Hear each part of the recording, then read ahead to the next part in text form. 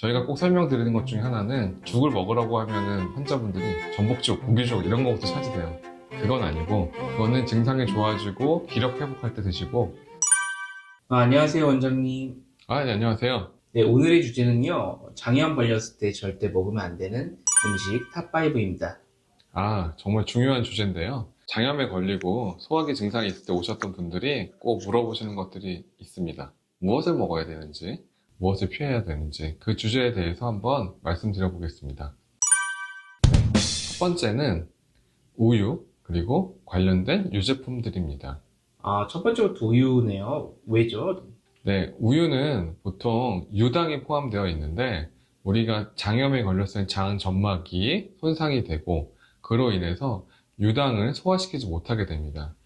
설사라든가 복부 팽만, 복통 이런 것들을 악화시킬 수 있기 때문에 가능하면 우유라든가 유제품을 장염에 걸렸을 때는 피하시는 게 좋습니다.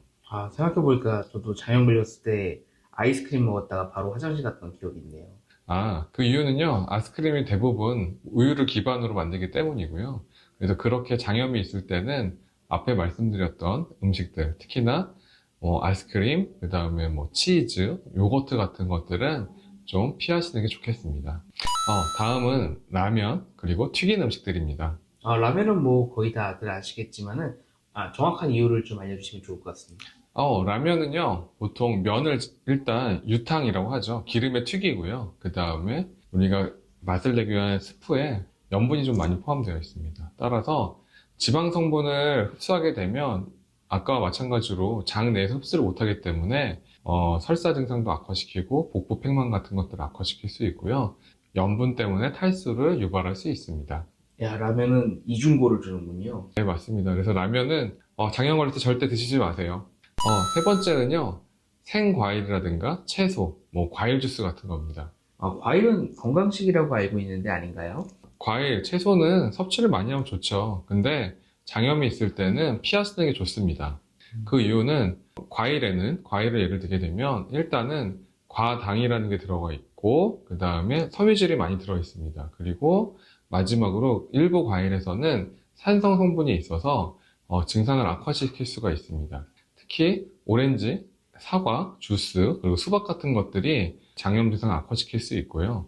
섬유질이 많은 채소 같은 경우에는 복부 팽만을 일으킬 수 있어서 장염 증상을 악화시킬 수 있습니다. 과일 같은 것들은 조금 회복을 한 다음에 먹는 게 좋겠네요. 그렇죠. 지금 장염이 오자마자 드시는 건 절대 안 되고요.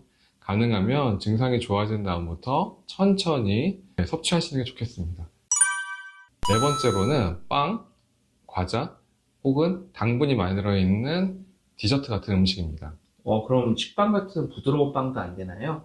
여기서 말하는 빵들은 그런 빵이 아니고 이렇게 당 성분이 많이 들어있는 다른 빵이라든가 첨가물이 많이 들어있는 빵을 말하는 거고요. 그리고 초콜릿, 그리고 다른 이렇게 아주 달콤한 디저트 계열의 음식을 말하는 겁니다. 이러한 당분이 많은 음식들은 흡수가 되는 것보다도 이게 복합당인 경우들이 많아서 이 장내 유해균들의 먹이가 될 수 있고요. 이런 것들이 또 복부 팽만이라든가 설사를 유발할 수 있습니다. 또 이런 빵을 만들 때 버터라든가 여러 가지를 쓸 수 있기 때문에 그런 것 자체도 증상을 악화시킬 수 있어서 가능하면 피하시는 게 좋겠습니다. 부드럽다고 해서 식빵을 먹는다거나 이런 것도 사실은 장염에 걸렸을 때 좋지 않겠네요. 빵 자체만으로는 아주 악화될 수는 없겠지만 그래도 우리가 밀가루로 주 재료로 하는 식빵보다는 또 식빵도 사실은 또 100% 밀가루만 만드는 건 아니거든요. 거기에 버터 같은 것도 들어갈 수 있기 때문에 장염에는 도움이 되는 음식이라고 할 수는 없습니다. 마지막으로는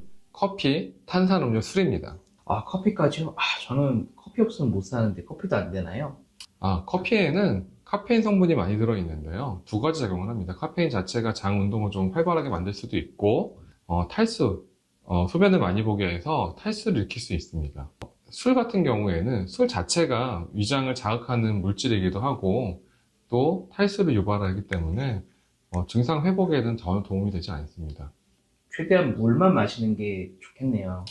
물만 마실 수는 없죠. 그래서 일반적인 생수 같은 것들은 문제 없고요. 우리가 보리차라든가 가벼운 이온 음료 같은 것들은 장염에서도 먹어도 문제가 없습니다. 이온 음료는 장염이나 이런 데 괜찮은가요? 예를 들면 실제로 뭐 장티푸스에 걸렸을 때 아프리카 같은 데서는 이제 어떤 알약 같은 거에 물에 타서 이제 그걸 응급 상황에서 먹이기도 하거든요.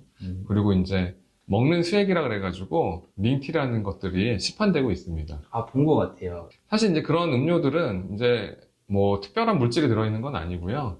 우리가 탈수를 좀 호전될 수 있게 전해질이라든가 가벼운 포도당 같은 것들이 좀 들어있습니다. 그런 것들이 이제 좀 탈수되어 있거나 전해질이 부족하거나 당분이 부족한 거를 조금 보충해주는 역할을 좀 할 수 있고요. 우리가 뭐 일반적으로 말하는 탄산음료라든가 뭐 무슨 카페인 음료 같은 거에 비하면은 크게 부작용은 없고요. 안전하게 사용할 수 있고 회복을 좀 도움을 줄 수 있습니다. 결과적으로 음식은 아무것도 못 먹는 건가요? 첫날은 좀 묽은 미음 같은 걸 드시고요. 그 다음날부터는 죽으로 드시는 게 좋고요. 저희가 꼭 설명드리는 것 중에 하나는 죽을 먹으라고 하면은 환자분들이 전복죽, 고기죽 이런 거부터 찾으세요.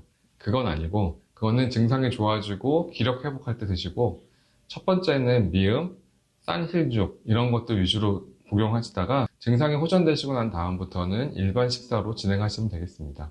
회복이 되면 삶은 감자, 흰쌀밥, 그리고 삶은 채소 같은 것들을 단계적으로 올려가면서 드시면 좋겠습니다. 네, 오늘 요약하자면 장염 때는 우유, 밀가루, 기름진 음식, 생과일, 커피 같은 것들은 자제를 하고 미음죽, 물 같은 거는 일단 먹고 있다가 회복세에 따라서 다른 것들을 섭취하면 되겠네요. 맞습니다. 그리고 하루 이상 증상이 지속되거나 발열, 혈변, 심한 복통이 있는 경우에서는 원인 확인을 위해서 꼭 병원에 방문하셔서 진료를 보시기 바라겠습니다.